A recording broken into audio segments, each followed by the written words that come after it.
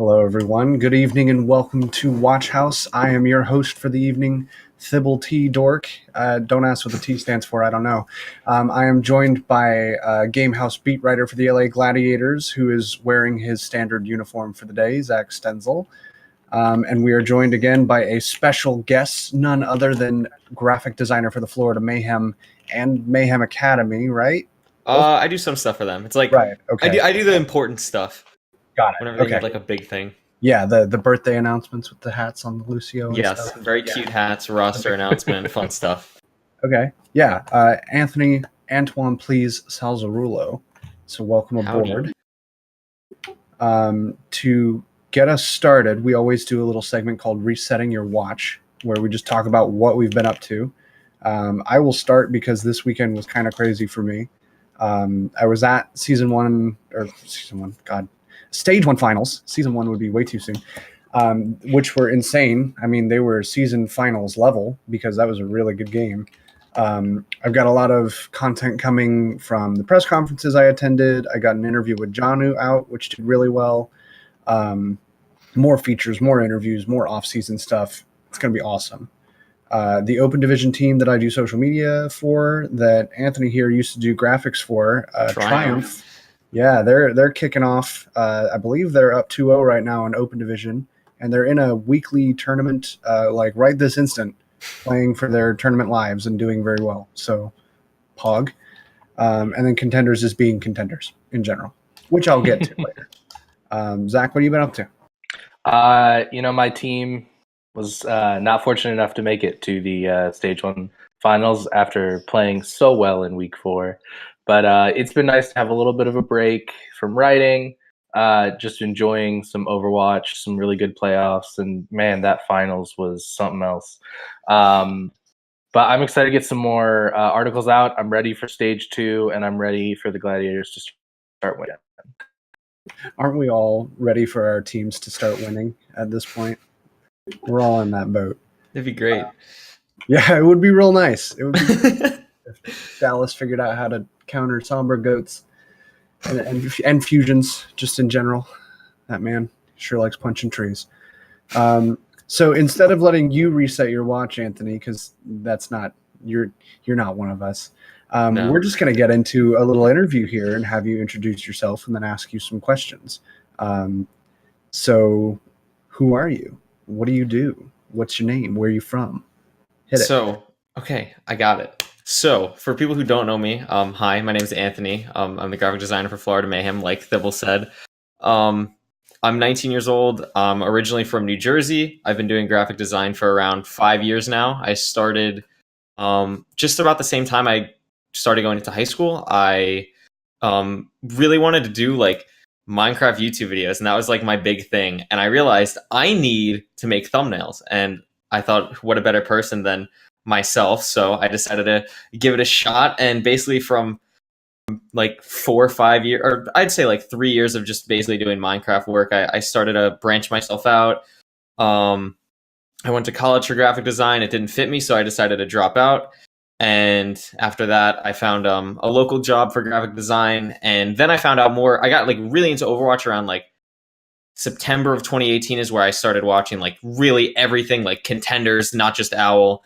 And I decided like, why not try and design for a couple teams? So originally I designed for Phase 2. That was the first team I designed for before they became Kungarna, and then Phase 2 again.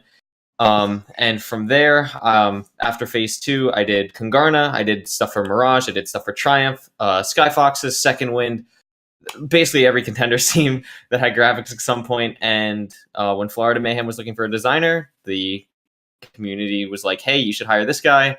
And here I am in LA. So good things just came, I guess. All right. So now that you've made it to the big leagues and you're doing design for the Florida Mayhem, what on average is your workload over a standard day? What are the things you are charged with day to day that you've got to get done? So right now it's really chill, obviously, because we weren't in playoffs.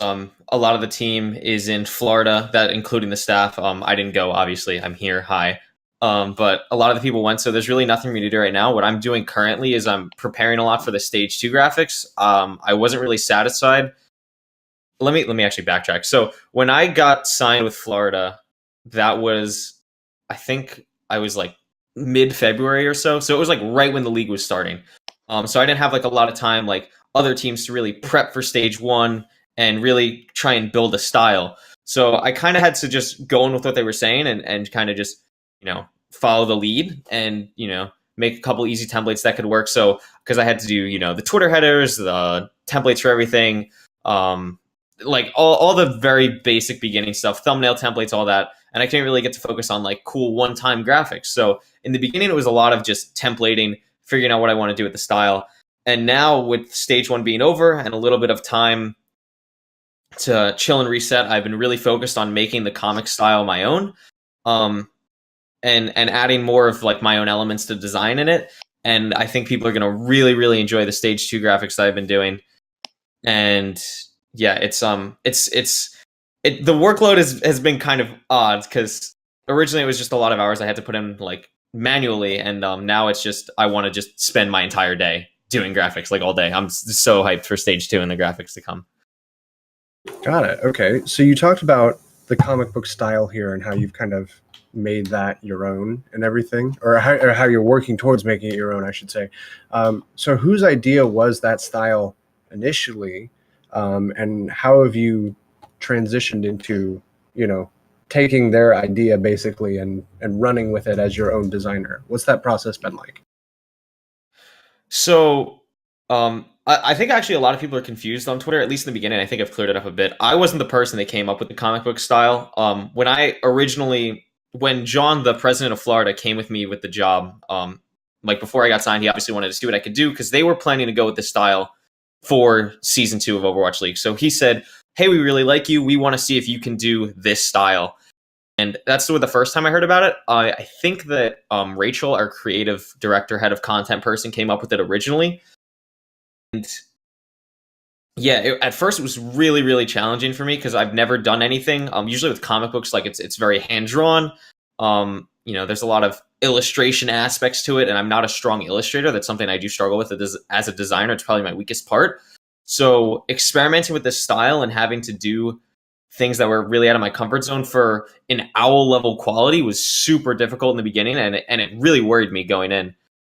But I feel like I've kind of figured it out. That was one of the other things that really took a lot of time in the beginning. Figuring out the style is something that I wasn't comfortable with. But now with it a little bit more under my belt, figuring out how to manipulate things in Photoshop so I don't have to draw and I can just add effects to heroes or add effects to basically whatever I need to really give a comic book-esque feeling. And thankfully, Overwatch for some reason has really, really good characters and screenshots work really well with the kind of effects that I'm using that I created. So it's been a good mesh, and once I figured it out, it's been really good. But at first I honestly hated the style. I had no idea what I was going to do with it. And it's definitely grown on me a bit. It's still currently, even now, it's definitely still out of my comfort zone. But I think it's definitely something that I'm building towards, and I think throughout the entire season it'll just keep improving. I was going to say, one of the first things that you really started working on, if I recall, was the sort of taking screenshots of maps and then doing that the bold outlining of sorts. And I thought that was super clever to kind of transition it into that sort of look without really having to do any sorts of illustration, because as you said, that's not really your wheelhouse or anything. Yeah. So looking at graphics overall and kind of touches like that and little practices that you do to make the graphics pop the way they do, can you walk us through what makes a good graphic good and what makes a bad graphic bad? Because it's easy to see it when you see the full graphic, but it's very hard to articulate why. So I'm curious to see if you have any insight in that regard. Yeah. So the first thing that's really, really important in design, composition is the main thing. Regardless of how cool a graphic looks, or how much you go, wow, this design is great. It has to be functional. It has to have a purpose at some point. So text can't be too big, text can't be too small. Text is actually probably the biggest part of really any graphic, because you can use a lot of words, you can use a little bit of words to really drive a singular point home. And it's text is definitely text and composition is definitely super important. And both of those kind of go in with sizing as well. You don't want things to be too small. You don't want things to be too large, especially in design. Something that I struggle with personally is with text. They'll usually try and just make it like too big and think that it needs to be like a certain size for people to be able to read it. And most of the time I'm completely wrong and have to like rejudge it and make it smaller and edit text a lot. So I think text is definitely the most important, especially in something like Overwatch, where, you know, a lot of the times it's like map score, final, whatever, like big one word things. Like the text has to be perfect. Same thing with composition. Something in design and art in general is called the rule of thirds, and it's basically you take you basically make a tic-tac-toe board on whatever the hell you're doing, and it basically makes 3 sections on either side. So you don't just center things, and there's more like motion to it, so you can kind of mess with your composition and really play with what you want to expose. So definitely composition, definitely text. Color as well can be really important, especially with a lot of owl teams. You want to really stick to either the 1 or 2 colors that you have. You don't want to really ever go out of comfort with that, especially with, you know, how many different teams there are and how, like, for example, there's 20 teams, but 5 teams off the top of my head are red. There's a lot of different red colors you have to use. You have to make sure that, you know, my red for Florida Mayhem doesn't look like the red for Atlanta or any other team. And making sure that people realize that, like, if I just use red in a graphic, are people still going to realize that it's a Mayhem graphic if they're just looking at it? So a lot of just, you know, polish things like, does this make sense? Does the composition make sense? Are things too large or too small? And will people realize what this graphic is representing? Okay. From the first time you're given like an assignment, I guess, or a concept that you're supposed to work with, how many iterations do you go through yourself? And how many iterations do you go through where you send it in and then they're like, can you tweak this, that, or the other? You know, like how many times does that process repeat itself on average? Oof. So a lot of the time, to be honest, this is an interesting question because in the beginning, like when I started doing stuff with Phase 2, with Mirage, with teams and contenders, you know, I was the creative director. I was the first say and the last say. I was everything in between, except for like Triumph, because a lot of people in Triumph gave a lot of feedback on things. But for the most part, it was basically me. I'm going to make this graphic. It's going to be how I want it to look. It's good to go. With Mayhem, it's really different, especially with a style that I'm not comfortable with. In the beginning, like with the header specifically that you see for Mayhem, there was 5, 6 like full done iterations that are completely different than what you see on the header now. And that's higher than average, I would assume. Yes, that's a lot. Usually for something like a header, there'll be like maybe 2 maximum. Like usually it's just like 1 or like a couple small tweaks. But with Mayhem, it was, you know, what if we do a completely different starburst? What if we cut the starburst in half? What if we use different fonts? You know, do we want to use the city? Do we want to use 2 buildings? Do we want to put the city across the whole way? There was so much we wanted to do. And it got to that, like, it got really nitty too, whereas like, do these buildings represent a specific city in Florida? Like, do these look like Miami? Do these look like Orlando? What city do we even want to represent? Because we're Florida. So there are a whole bunch of different things with that that was really, really difficult. That I had to go to the Rachel with specifically. And I think as time has gone on with Mayhem, it's been more of just, you know, they trust me a lot more now, and I've become more comfortable with the style. Because in the beginning it was basically like I would send something to either Rachel, who's the head of content, or Dom, who's our social media dude, and they'd be like, yeah, this is okay, but like, what if you added this? And just like a whole nother thing. It would take me so much longer than it usually would. And I think now, especially with the stage 2 stuff, I'm learning how to do that more myself and critique myself more, and not just be okay with, oh yeah, this design looks badass. Like it functions more now. And like, for example, with the stage 2 stuff, I'm on, I think like day 5 of working on it. And I have 3 set in stone templates. I have our starting 6 one, I have a halftime one done, and I have a game day one done. And now I'm trying to do victory and defeat. And those are taking quite longer than I thought. And even now, like I'm going back and like thinking, okay, does this work? Will this translate across all 3? And still making changes to the first one that I made. And then replicating that across, you know, all 5 eventually. So I've definitely been more self-critical of myself with Mayhem than I have been in the past, and it's definitely helped me, and the people in Mayhem have definitely helped a lot with that. Got it. Okay. And for these stage 2, like all these new templates you're working on that are making things your style, right? You're going through the same iterative process with the creative team that you have been, or are you kind of like going solo on these and then you're going to submit them later to go over before the stage starts? It's basically been like my solo thing with this. I told them originally, like, actually I gotta figure out how to word this so I don't like. Okay, so originally I was like, I want to do this for stage 2, and they're like, yeah, this makes sense. You can do this for stage 2. So going into stage 2, they realized like what I was capable of and that I could definitely do more. So they kind of gave me free reign over this. And once I showed them the first one, that was the first one I did was the halftime one, and that was the one where I was, because last stage we didn't do like a halftime graphic, we just did like game day starting 6 defeat. So we decided to add a halftime one, and that was like the first one I was going to do. And they gave a little bit of feedback in that. I think I had like one main version, and then like it's kind of like, do you like this direction where I'm going? And they would all be like, yes. So once I got to that point, then I added on more to it, added everything that I wanted it to become. And once they really like that, I've kind of just free reigned these last 2 that I've been working on, and kind of just sent the final versions, and they've been like, yeah, these are really nice. They fit the style that we're going for. They fit the style that you've created already.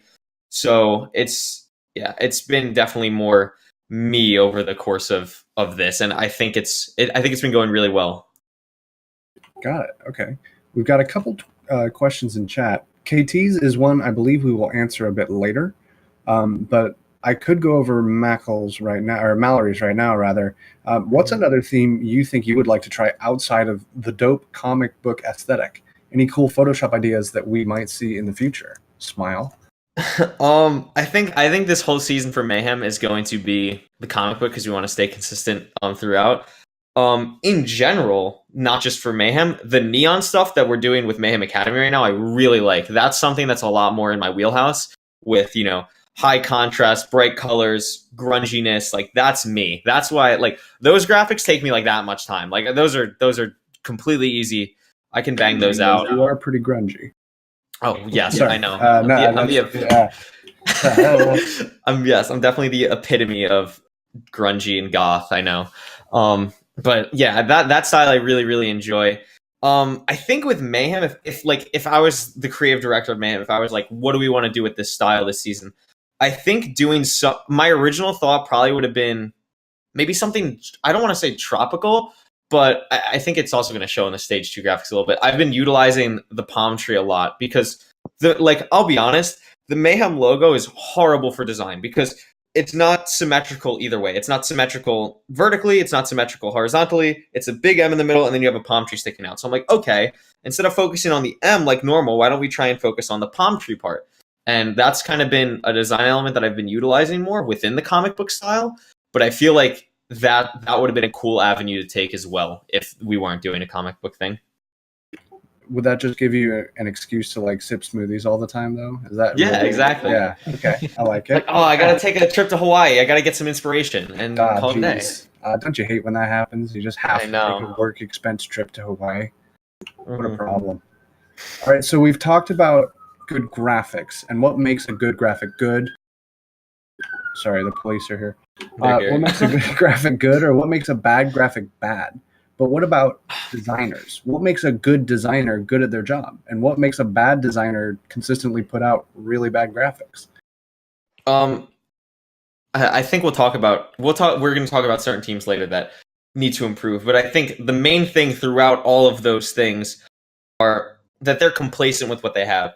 They're just like, oh yeah, this works, and just kind of throw it out there and don't really make changes to it. And to be honest, I fell into this trap a lot with Mayhem in stage 1, because my brain the entire time, I think like after like week 3, I was like, what do I want to do for stage 2? Because I knew this was not going to be what I wanted. I knew that, not what I wanted, but like this wasn't like everything that I could do. Like, I know I could put in more to it, and I kind of spent more time focusing on the next stage and what I can do rather than what I am doing at that time. And I think it kind of showed with at least Mayhem stuff, because I would utilize a starburst way too much, and I would get kind of really complacent with that, and I would just copy things in and out.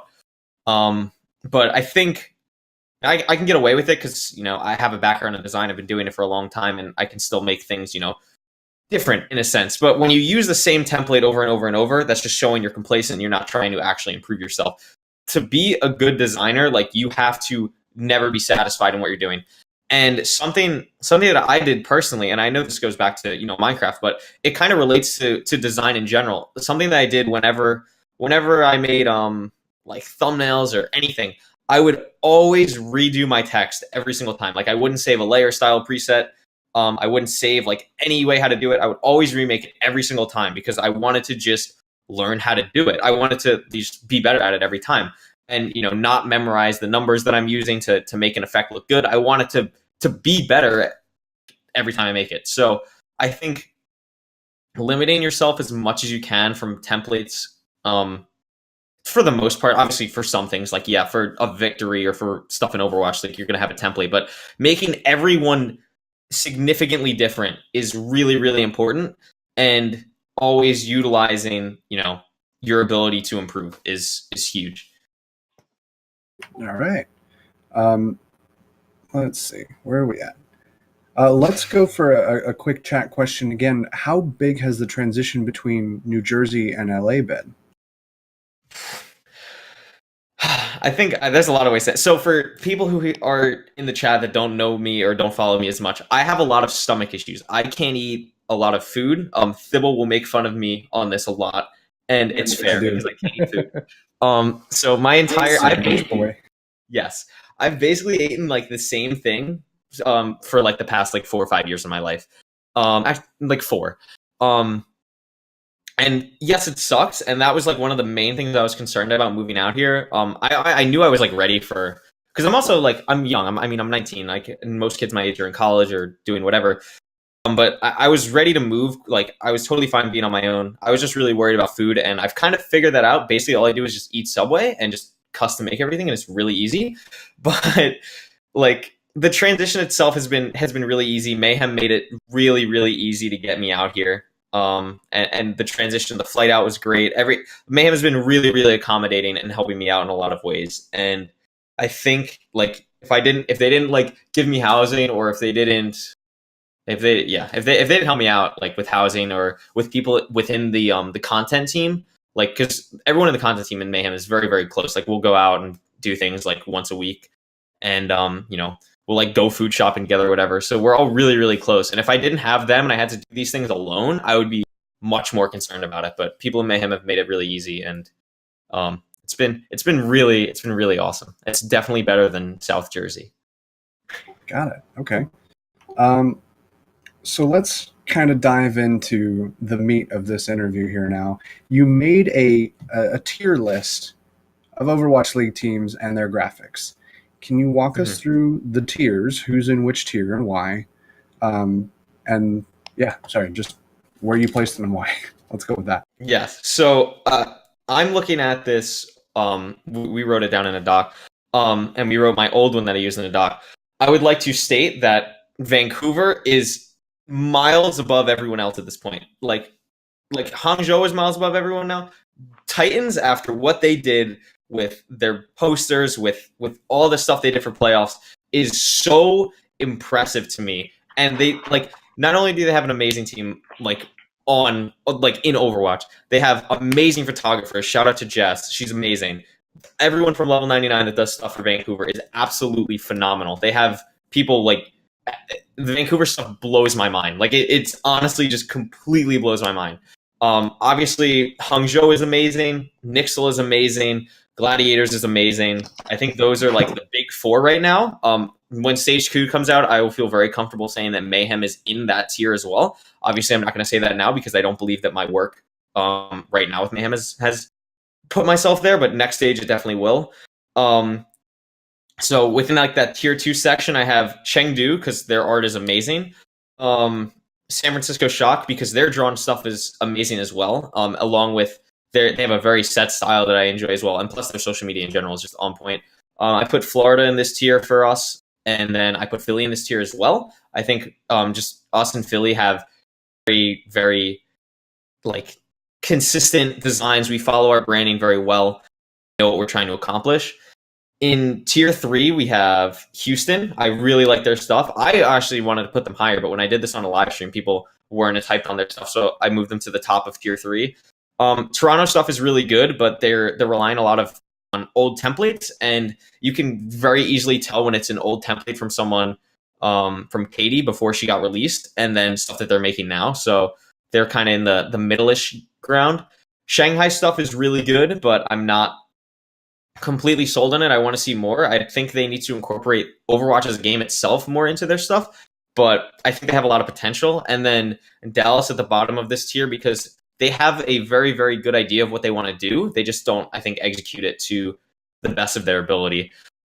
Tier 4, I have Seoul, Guangzhou, London, and Valiant. And I think Seoul is at the top of this tier because I think they just, honestly, it might just be because they have the best colors and they make it work. But like I like their design style. I think they can add a lot more to it. But I mean, it's definitely solid. Same thing with Guangzhou. It's solid. They can add more. London, they have a very set style that they're doing. It's just their match graphics are not like their match graphics are very plain, and I think they can seriously be improved upon. And Valiance is very hot and cold. It's either they do something really, really cool or something that I'm really questioning. So I think I just need to see more consistency from Valiant to kind of know where to put them. And then the bottom, I need a nickname for just these 4 until something gets fixed. But Washington, Atlanta, Boston, and Paris are just, they need like legitimate help, and they're kind of there. Like they need assistance. All right, so let's look through the tier that needs a nickname at this point. We'll kind of work on it as we go here. What do those teams need to do to fix what ails them? Yes. What's wrong with them right now?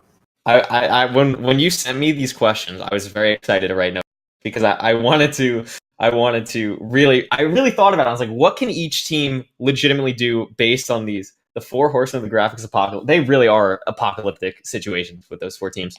But I think I think Atlanta has the most potential because they have the coolest logo. Like, if Atlanta has one of the coolest logos in the league, and not only that, the more important thing is that they're incredibly marketable as a team. You have Dufresne, you have Poco and Dako as a tank line, you have Masa, who everyone loves. Like, they are such a marketable and lovable team. Plus, you have Dogman and Kodak. Like, they're basically just, their social media right now is just riding on the fact that like they're playing very well and their team is very likable. But eventually, if things go down south with their team performance, their social media is going to suffer drastically. And I think they focus on the Phoenix, like their logo itself with the Phoenix, and do something similar to the graphics that they've been putting out lately, where they have like the player graphic and like the player model, and then they have like the Phoenix wings behind it. I think if they do something like that, but just improve upon it and make it like actual flames, I think it'd be so cool. Like, Atlanta has so much potential, and I'd love to see them seriously improve on it because, like I said earlier, Atlanta is very complacent in their design thing. They basically use the same one template for everything, and it's honestly it's not that great of a template. So it seriously shows that they need to be improved upon. With Boston, I think Boston's I wrote the most on, but basically like the Boston style in theory is good. They just need to clean it up. Ways they can do that is whenever they do the drawing things, they're just not good. Like, their drawings honestly look like they're just not good. They're not owl quality at all. Their font, I'm not sold on their font by any means. I think it's just too bubbly. I don't know other words for it. I think if they just experiment with it and really like set what they want to do, because it every other graphic I see with Boston, it kind of just seems kind of out of place and just mushed together, and I don't really know what they're trying to accomplish, but they just have a lot of small fixes that they can make, like change the font, make sure all the text is placed correctly, make sure the sizing is right. And I think Boston's can improve drastically if they fix those things and hire a better artist.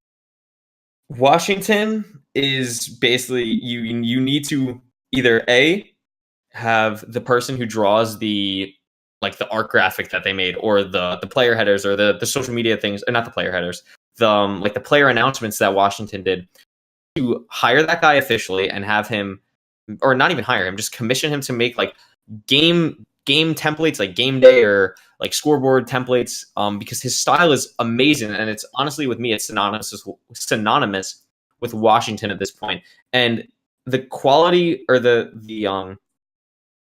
difference between his stuff, the drawn dude stuff, and what they put out on game days is atrocious. And they need to figure out some type of situation where they can have that guy make templates for them, because it would be absolutely amazing, and it'd probably push them into like tier 2, even possibly even tier 1, depending on how the guy did it. But Washington, again, another team with a lot of potential. And Paris I put at the bottom of this tier because like I didn't realize how bad Paris was until I like had to seriously look at them. And it's honestly like to me it's disrespectful as someone in the league that it's legitimately getting posted on like an Overwatch League's Twitter account, that like it literally looks like a graphic that I would make like my freshman year of high school. It's literally the owl font, the team logo, background in blue. Like that's literally it. It's awful. It needs to be fixed. They don't even have, like, with Washington, you could see a style they're gonna go with, like the drawn dude or something. You literally, I have no clue what Paris could do. If I was the designer of Paris, I would make use of your logo. I would make shapes out of your logo, because you have a lot of cool curves in it, and I think if you highlighted those, it could be really, really interesting. But Paris is rough, and I fear Paris is gonna kind of fall into a loop where like they're not playing that well right now. Their social media isn't that good right now. I think they could really fall into something like where they start getting like 30, 40 likes on a tweet in like stage 3, 4 if they don't fix what they're doing. So yeah, there's my hot takes. Understood. Okay, and I posted links to various examples here in the chat as we went. Just to give you an idea of what we're actually talking about. Some of these are very interesting to look at, but I'll try not to rag on them too much. I think Anthony handled that one for us. So we're looking at these teams that could maybe use some work, maybe use some new blood to perhaps make them not suck. Who are some names that given your experience running the Overwatch artist Discord and generally being fairly in tune with the tier 2, tier 3 graphics scene? Like, who are some people that these teams could be looking at right now as potential new hires? Okay, so I did my research on this one. So there's a couple people that I think would be really good in either position. For Boston, I think if you guys don't know who Niall is, I don't know if you have his Twitter like on the ready. If not, I will get it. Because Niall, his ad is like Sad Loser Boy or something. Yeah, Niall's artwork is phenomenal, and like it's on like Hangzhou level. His work is insane, and it just, everything he posts just blows my mind. If Boston hired him to do the artwork, I think that would be a major increase, and it kind of fits into what Boston likes to do already with having like 3 to 4 random characters on like a game day graphic. So Niall would be huge with Boston. For Atlanta, I think you have 2 options. You could either go, since Justin, who is the director of marketing with, I think that's his official title with Atlanta, he also owns Sky Foxes. So I think if you're able to bring either Danny or Austin, who both do graphics and social media for Sky Foxes, which is a contenders team, the stuff that they do is really, really good, and they've been improving a lot. So I think they could definitely fill the void, and Justin already kind of knows what they're capable of, that he knows what they can do. And both of them are like in college. So if money's an issue or you don't want to hire both, I think either of them would be more than happy to take like a part-time role or just kind of help guide Atlanta in some way. If you're not going to do that, I think Tagny would be an amazing fit. Tagny's artwork is incredible. If you're in the Overwatch artist Discord, you're very aware of how amazing Tagny is. I think he could definitely do stuff with the Phoenix idea that I mentioned before. I think that would make a lot of sense for them. Washington and Paris, they don't have anyone specifically to like for either one. But some other people that I think are really good that should get recognition is Lovey with Phase 2. When I originally was going to do stuff for Triumph, Insomniac, who was I guess he's the quote owner of Phase 2, I originally was making graphics for them, and I was like, hey, I'm not going to be able to do that. I'm going to go do stuff with Triumph, but you should but you should check out Lovey. He's really, really good at his artwork. He's improving a lot, and I think he could do some stuff for you. Lovey has taken my expectations and blown them out of the water. He's done an amazing job. He's set his own style with their graphics, and I really, really like it. He's taken like this grunge, futuristic approach that I think looks really, really cool. And I think it's been a good thing for him to really grow with this. And he's young as well. So I think Lovey will just keep improving a ton. And I think I don't think like he would get hired like right now, but Lovey's really, really good and definitely improving. I could see him for Overwatch League stage or season 3. And then my kind of out of the water pick here is someone named Shroud. I don't even know if that's how you pronounce his name, but I found him originally from the OW Artist Discord, and his art kind of just blew me away like immediately. He was also a like design intern at Blizzard, so he has experience. He's really, really good. Very set style too. That's like super clean and could work really well with a Paris aesthetic. Even maybe I think that could be really cool. So those are the people that I have my eyes on, like everyone in the contenders team. But I think like if you're saying like who's owl ready right now, like those people, and the fact like. I think Niall and Tagney are just above everyone else. Like Tagney's done some stuff for Overwatch League teams. I don't know if I'm allowed to say which ones, so I'm not going to. But I know he has done stuff for Overwatch League teams. And the fact that Niall just isn't working for a team when this kind of like drawn style is taken over thanks to Hangzhou is kind of just like a crime at this point. But yeah, those are my people. It's an extensive list. Excellent. Yeah. I want to go back to a question that was posted in chat a bit ago by KT. As someone who's definitely walked the path to pro as a graphic designer and as a creator, what is some advice that you have to anyone else who is taking a similar journey right now in any sort of content creation field? I think my immediate answer is don't say no to anything, which originally I thought was going to be a failure for me. So one time I was working with 4 teams at once. I was Kungarna, I was Sky Foxes, I was Mirage, and I was Sky Foxes and Triumph. Wow. Like all those teams at once. And it kind of, I thought it was going to be, I knew it was going to be a lot on me, and it was. I'm not going to sit here and say it was easy to work with 4 teams, but my goal with working with 4 teams, and originally I worked with Phase 2 / Kungarna. I was like, okay, this is a cool first step. And Mirage reached out to me personally, was like, hey, what if you did stuff for our open team? And they had Shane, and I was a big fan of Shane. So I'm like, okay, why not do that? At the same time that Mirage was reaching out, I DM'd the designer of Skyfox and was like, hey, do you need any help with anything? Because at the time I did that, Skyfoxes was incredibly respected. It was right before they went 0-5 in that contender season. They were like super respected. Everyone was like, they are like the team. Like if you're going to do graphics for any team, you want to do graphics for Skyfoxes. So I wanted to try and get my foot in the door there.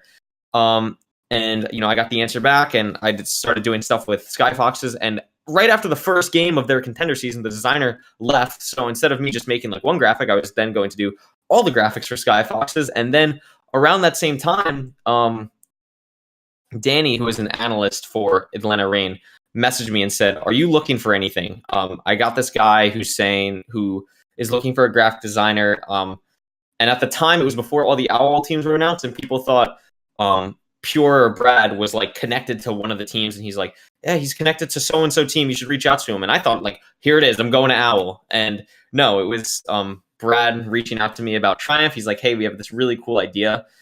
You should check it out. You should go with us. And I said yes to every single one. And it was really difficult. And it was especially difficult because before Triumph announced, I was still working a 9-to-5 graphic design job. So obviously when I quit college in January of 2018, I had to find a job, and I found a job as a graphic designer in like my local area. And I worked 9-to-5. So I was working 9-to-5 and then 4 contenders teams.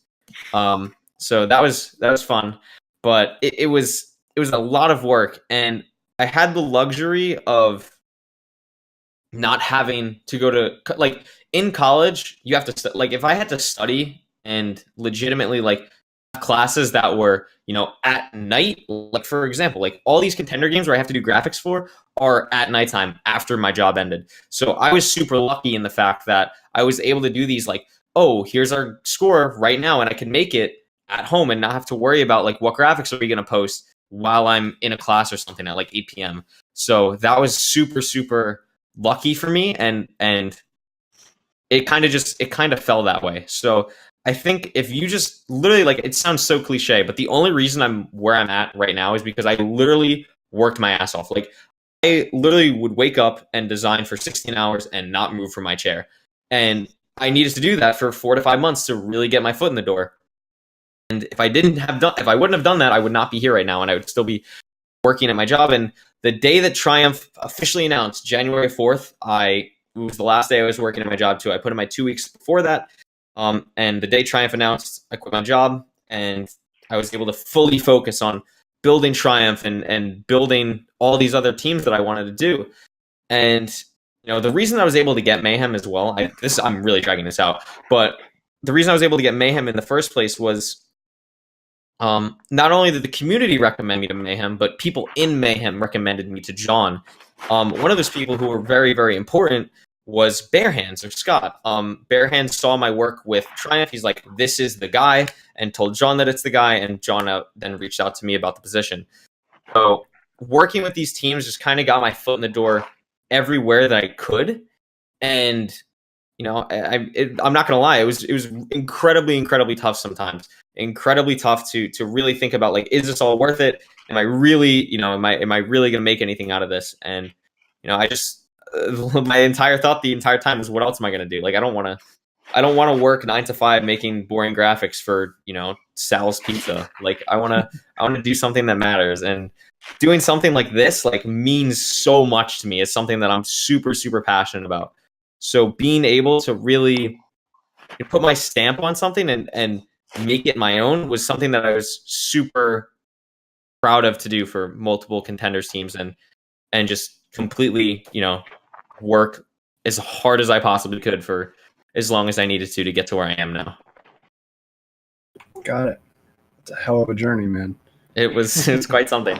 Yeah, no, having watched you juggle, I think I posted in here, I posted in chat the meme of Zenyatta with all the hands, and every hand was a different job you were doing at the time. Yeah, that's right. Yeah. I didn't even name some. Like, there was, at the time, I also did stuff for Second Wind, for Maryville, for countless things, plus commissions, plus whatever. And I kind of just I don't even know. I took off I would say December I started really taking off. I don't know what it was, but I went from I think in December I had 350 followers, and now we're at the end of April and I'm closing in on 1,600. So just people like art, and you just post a lot of it, and math where you post and math. Yeah, just do some math, you'll be fine. Okay, to kind of close this out here, so I don't make you jabber anymore. What are some misconceptions or things that people really just don't know about graphic design and working for a team as you've done, that you could potentially clear up? So at first I didn't know how to answer this question, and then I really thought about it, and I think something that speaks to not how all the community views graphic design or social media in general. I think people, honestly, I don't think people, the majority of people at least in the Overwatch community, on Reddit, in the actual, league, value how important graphic design and social media image is to not only fans, but to people who want to become fans, or to investors into the league, or to, bigger entities than Overwatch League, to make Overwatch a bigger entity itself.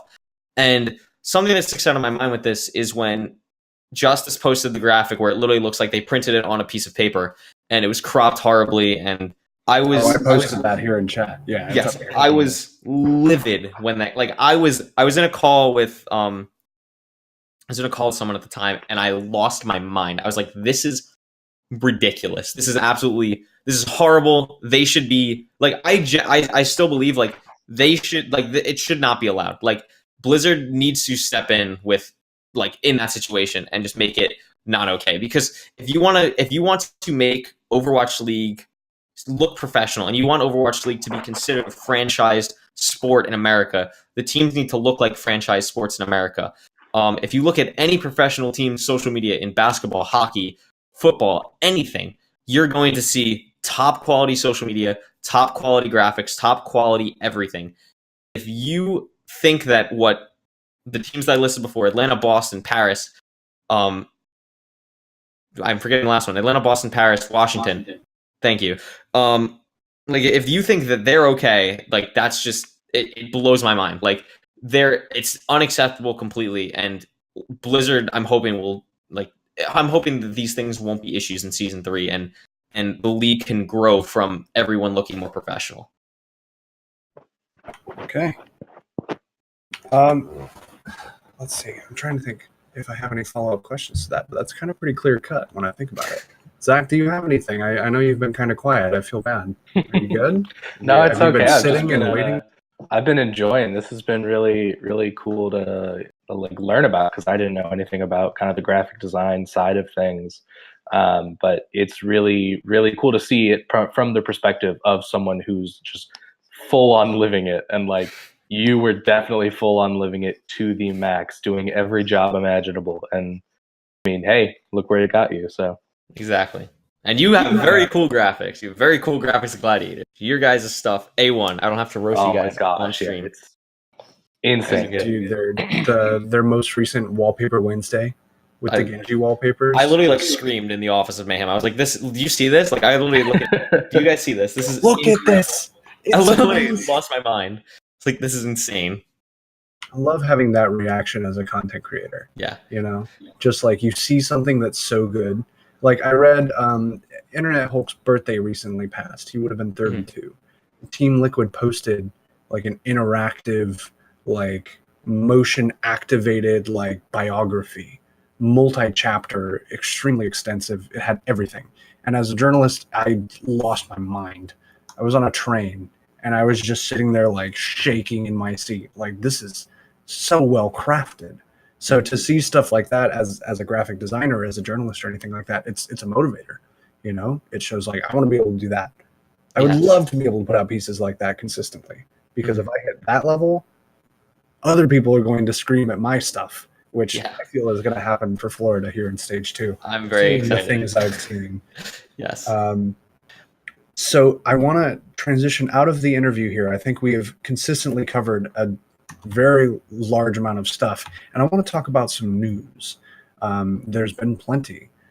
Zach, if you want to walk us through, because you've been silent for so long, so bad. I want to give you. If I still have my voice, right? Yeah. Let's talk about some news. You want to walk us through the first point here in the Word doc, if you've got it up, the big one for the weekend. Yeah, I mean, people are probably going to get mad that we didn't talk about it earlier, but the Stage 1 finals happened between the Vancouver Titans and the San Francisco Shock. And if you did not see it, spoiler alert, Vancouver took it in Game 7. Which was ridiculous. Oh my gosh. I saw, Anthony, I believe it was you who put out a poll talking about like what was the best Overwatch series of all time. And it got more than a sizable share of votes. I think it was that one. It was at like 60%. Was it really? Yeah. Okay, so that was over like the season 2 finals versus Kung Fu Panthera, South Korea versus USA in the 2016 World Cup, and then the London reverse sweep against XL Stage 1. Season 1 Stage 1 finals, which were that was such a good game. Yeah, all of those were really good, by the way. And if any of you guys have not seen any of those series, you better go back and start watching them right now because they're so good. So good. So I sat in for a lot of press conferences for these over the course of the weekend because they really, really wanted to do press conferences, which I wasn't a fan of. And you guys will see pieces in that and talking about that, I suppose, in that regard over the next week or so once I finish all my midterms again. But I'm curious to see how kind of the stage develops with these storylines now, like seeing what we've seen, right? And seeing Vancouver be as good as they are and San Francisco take them as close as they took them. I'm curious as to your guys' opinions on whether or not they'll be able to recreate that performance in whatever this meta is going to be. What do you guys think? Zach? I'll go first. I can go Okay, first. go ahead. whatever. Go ahead. I'll go first because I mean I don't know as much about Overwatch as you guys, but watching the game was insane, and I think the big takeaway that I think a lot of people have covered already is that like Shock is legit. Like a lot of people were like, oh, Shock's a really good team. They went 4-3 with a hard schedule, but people are like, it's not just Nixel and Titans anymore. It's Nixel, Titans, Shock. Like people are like, this team's insane. Sinatra's insane. Super is insane. Everyone on the team is nuts, and I think that like their synergy with their team is something that similar to Runaway, like they're not going to have to like. I think they'll be really good in whatever the hell meta stage 2 is going to be because no one really knows. It's going to be kind of just a madhouse for the first couple weeks, but I think those three are just solidified, and Shock is really proven that what they wanted to achieve has worked out really well. Yeah, I gotta be honest. I did not think that I was not aboard the Shock train when the season was about to start. I really didn't think that with all the moves that they had and their 12-person roster that they'd be able to find the synergy and the chemistry, especially in this kind of goats heavy meta where like communication and the chemistry between players was so important. I didn't think they were going to be able to do it, and they proved me wrong time and time again. Their playoff run just seriously was insane, and they pushed just the best team to their limits. And I think that, especially with some of the games that we saw, anyone can lose to anyone on a given day, and I think that's what makes the Overwatch League so enjoyable. Because you've got when Seoul beat New York, like no one thought that was going to happen, but it did, and it was huge. And no one, like everyone was just like, oh, it's going to be New York versus Titans in the final, like it is what it is. But then Seoul came out and just blew everyone's mind and shook everything up. And it led to probably the most exciting series of Overwatch I've ever witnessed. Do you think, Zach, that the Gladiators are going to enter that sort of top 3 conversation come stage 2, bias notwithstanding? I don't know if they'll reach. I don't think they'll reach top 3 yet. I think maybe stage 3, stage 4. But if you look back to season 1, it really they didn't really start to take off until they kind of got all their pieces together. They found their new main tank. They really needed to get some chemistry between them, and then stage 4, they were the top of the season.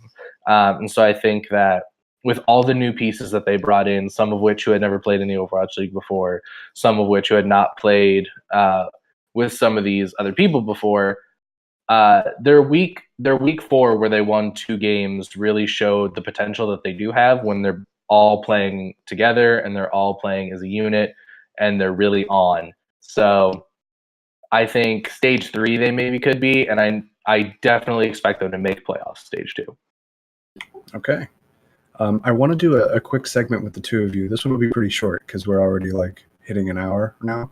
I call it tentatively. I call it Pog or No Pog, where I submit something for you guys to consider, and you tell me if it is Pog or not. I want to start talking about Fusion Arena, this new $50 million building that they are supposedly building in Philadelphia. So, Zach, that looked like a Pog to me. Absolutely, Pog. I hate to give Philly any credit because I don't like Philly. But this is a really big move. Securing a stadium, securing a place to play, that announcing it first as the Fusion Arena. It's primarily going to be used for that, and then secondarily, you can have plenty of other events there, and that's great.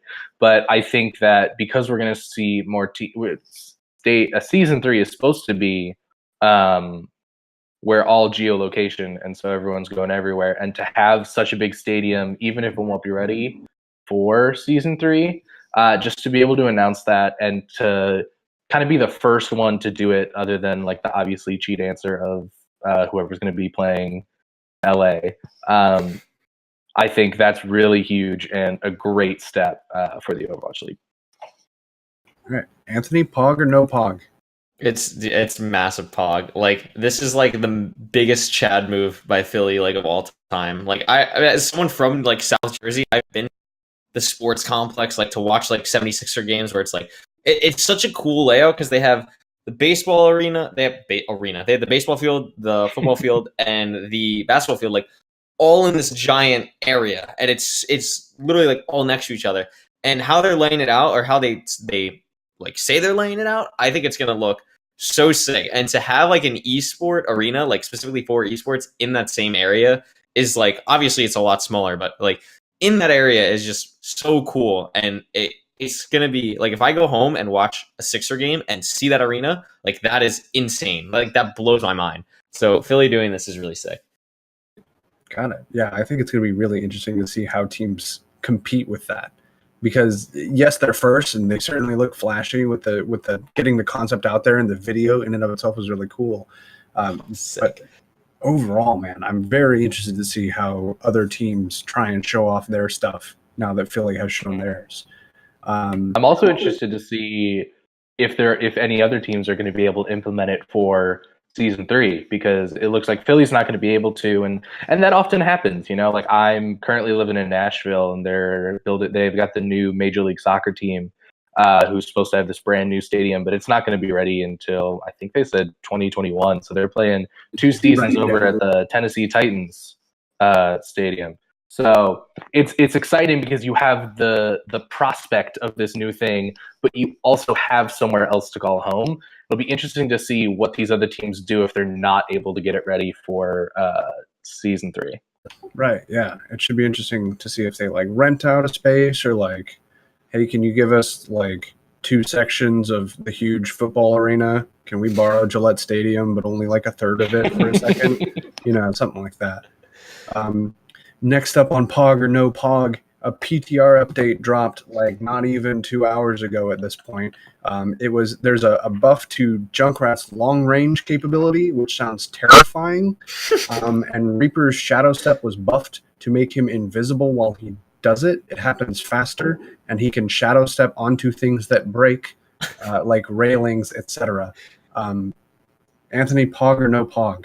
This is the second coming of East Coast Overwatch. Like I read these patches and was like, my immediate thought was like, field day. Like I cannot wait for whenever this goes live. Like probably stage 3, and we just have Blase, Zachary just running around on Junkrat and Reaper, just absolutely flanking, not caring. I'm so for this. It's gonna make like comp fun again for those players. It's gonna be sick. Zach?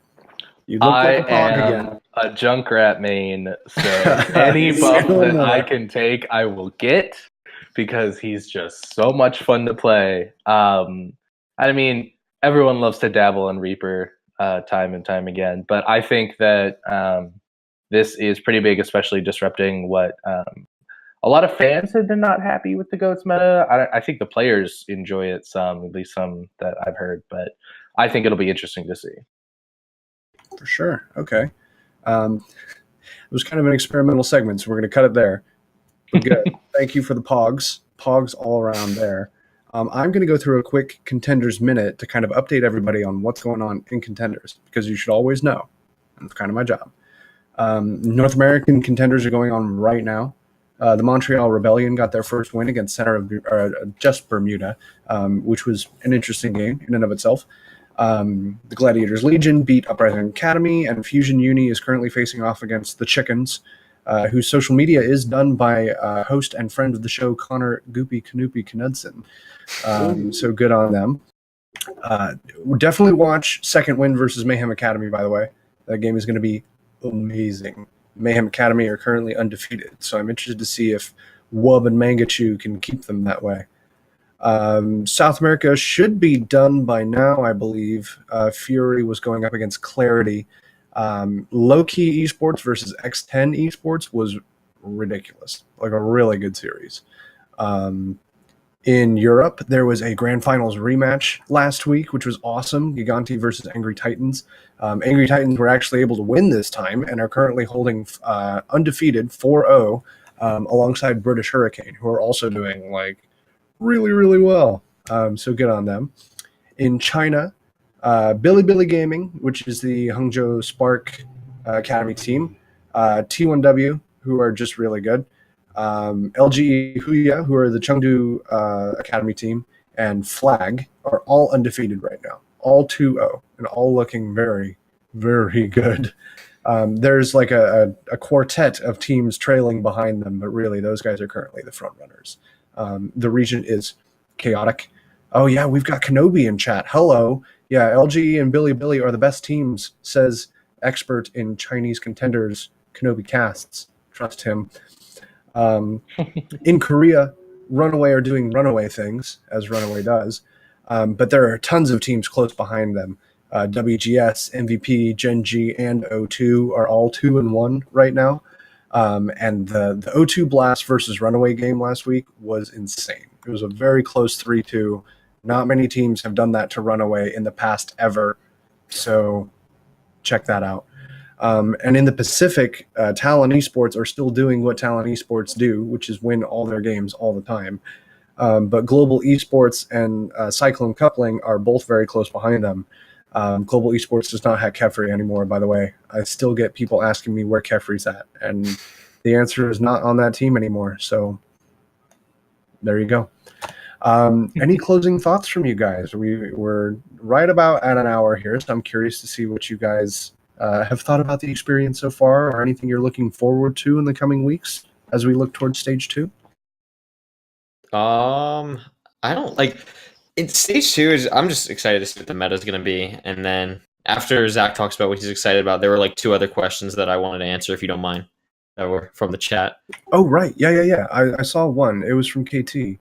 Yeah. When you're working as a creative director or designer for a team, as you did with Triumph, what is your process for deciding the vibe or general feeling of a brand? That's a very good question. Yeah.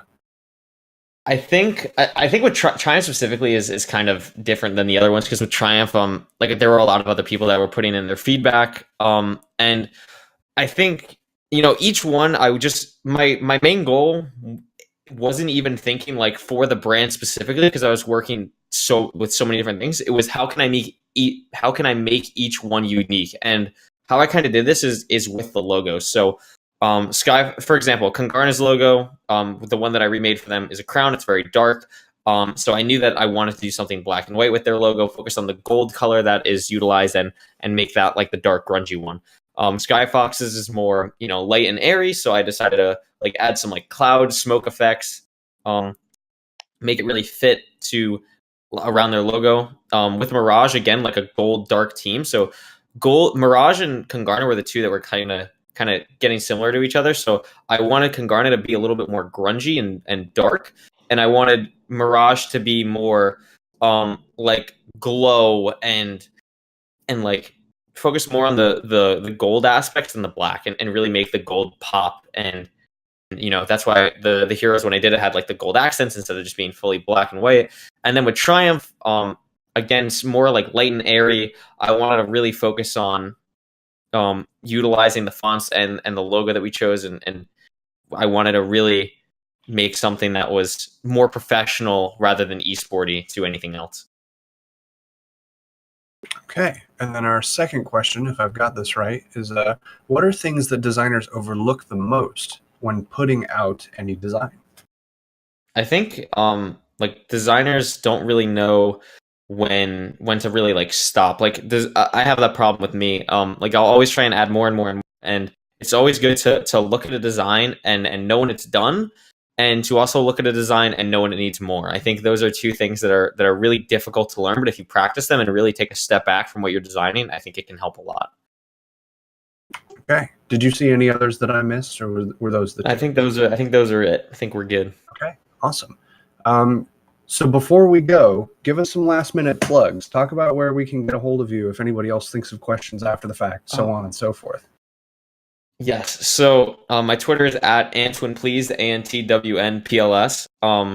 And that's kind of the only thing I use. I also have my own Discord, which is you can get to from my Twitter, and then I have the OW Artist Discord, which is something that I started with a friend of mine, Rose. She came to me with the idea of, hey, there's not really a space on Discord or in the community for Overwatch artists to really get together and meet up and learn about, not meet up, but learn about each other and focus on different design aspects about how they can improve. And that was something she came to me with the idea with. She's like, hey, you're kind of pretty well known as a designer. Do you want to help me make this? I was like, absolutely. So we have that community going now. It's almost at 500 members. That's been really, really awesome to have us grow. So definitely check that out. Even if you're not a designer, you can see all the cool art that gets posted. You can, if you can request a commission, you can do a whole bunch of stuff in there. So those are the two main things. And then root for Mayhem. I promise, if you don't like us right now, when you see the stage 2 graphics, you will like us a lot more. I promise. That's about it for me. Got it. Okay, Zach, any parting notes for us? Anything you want to have us keep an eye out for? And what's your Twitter? Yeah, tell us your Twitter too. My Twitter is @lilquabs, LILKHOBS. It looks like Lil K Hobbs, but it's a kind of QWA sound. Look out for some fun Gladiators articles coming soon. If you want to watch me and my friends play some silly games, head over to Do the Thing Theater on YouTube. It's a good time. Other than that, you can just catch me reading all the interviews that Thibble puts out. Okay. I'll take that. Thank you very much. All right. I think that just about does it for us then. I'm going to go ahead and have us sign off. Thanks very much, everyone in chat, for asking some awesome questions and hanging out and memeing with us. This will be available for video on demand. We'll get it up on YouTube, all that stuff. So hang tight. Thanks very much for watching, and have a good rest of your night, guys. Thank you.